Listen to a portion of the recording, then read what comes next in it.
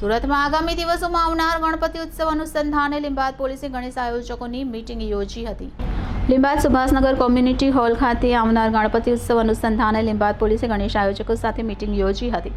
ગણેશ ઉત્સવને હવે ગણતરીના દિવસ બાકી છે, ત્યારે દરેક મંડળ દ્વારા તૈયારીઓ કરવામાં આવી રહી છે। ગણેશ મહોત્સવના 10 દિવસ મોટી સંખ્યામાં લોકો જાણીતા પંડાલોમાં વિઘ્નહર્તાના દર્શનાર્થે જતા હોય છે, જેથી ગણેશ ઉત્સવ શાંતિપૂર્ણ માહોલમાં હર્ષોલ્લાસપૂર્વક ઉજવાય તે માટે સુરતની લીંબાદ પોલીસે ગણેશ આયોજકો સાથે મીટિંગ યોજી વિવિધ મુદ્દે ચર્ચા કરી હતી।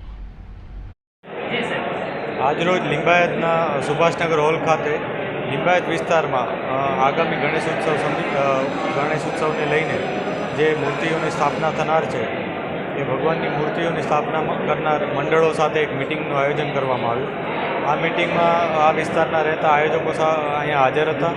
આ સાથે ગણેશ ઉત્સવ સમિતિ જે સુરત શહેરની છે એના કેટલાક આગેવાનો પણ આગળ હાજર હતા। બધા સાથે ચર્ચા કરવામાં આવી।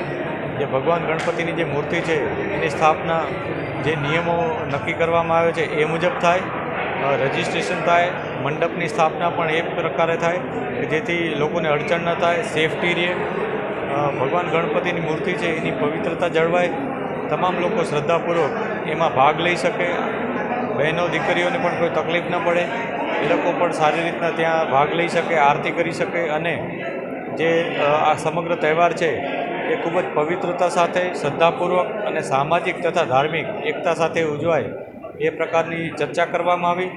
લોકોને વારંવાર રજિસ્ટ્રેશન કરી અને સંકલન કરવા માટે જણાવવામાં આવ્યું છે। આ સમગ્ર કાર્યક્રમમાં અલગ અલગ વિભાગો કામ કરે છે, જેમાં પોલીસ વિભાગ, એસએમસી, અન્ય ડિપાર્ટમેન્ટ તથા ગણેશ મંડળના જે સભ્યો છે એ લોકો સંકલન કરી અને સારી રીતના કાર્ય કરે એ માટે ચર્ચા કરવામાં આવી છે। અને વિસર્જનના દિવસે પણ શક્ય હોય તો સ્થળ ઉપર જ વિસર્જન કરવામાં આવે, જેથી સોસાયટીના અને આ સમગ્ર આસપાસના લોકો આ વિસર્જનનો જે તહેવાર છે અને જે વિસર્જનની પ્રક્રિયા છે એમાં ભાગ લઈ શકે અને દૂર સુધી જવું ન પડે। લોકો જેમની ઉંમર વધારે છે, નાના બાળકો છે, એ લોકો પણ અહીંયા રહી શકે અને વિસર્જનની સમગ્ર જે કાર્યક્રમ છે ઉજવી શકે એ માટે અપીલ પણ કરવામાં આવી છે। અને પ્રકૃતિના અનુરૂપ સ્થાપના થાય અને વિસર્જન થાય એ માટે પણ અપીલ કરવામાં આવી છે। આ સાથે ભગવાનની મૂર્તિઓનું ક્યારેક કોઈ જગ્યાએ જ્યારે વિસર્જન થાય છે ત્યારે જે નક્કી કરેલી છે એના સિવાયની જગ્યાએ વિસર્જન કરવામાં આવે છે કે ગમે ત્યાં મૂકીને જતા રહે છે કેટલાક લોકો, તો એ ખૂબ જ ખરાબ બાબત છે અને કાયદાકીય રીતે પણ ખોટી વસ્તુ છે।